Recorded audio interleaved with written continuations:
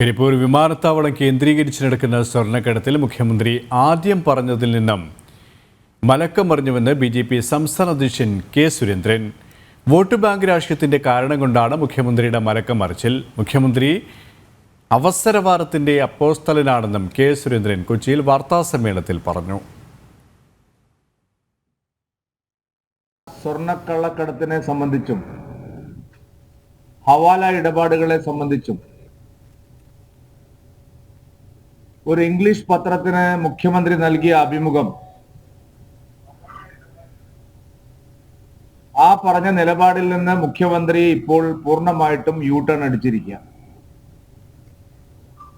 മുഖ്യമന്ത്രി ചില കണക്കുകൾ ഉദ്ധരിച്ചുകൊണ്ടാണ്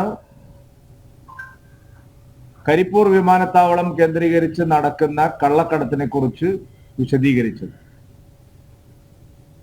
എന്നാൽ അപ്പറഞ്ഞതിൽ നിന്ന് പൂർണ്ണമായിട്ടും മുഖ്യമന്ത്രി മലക്കം മറിഞ്ഞിരിക്കും.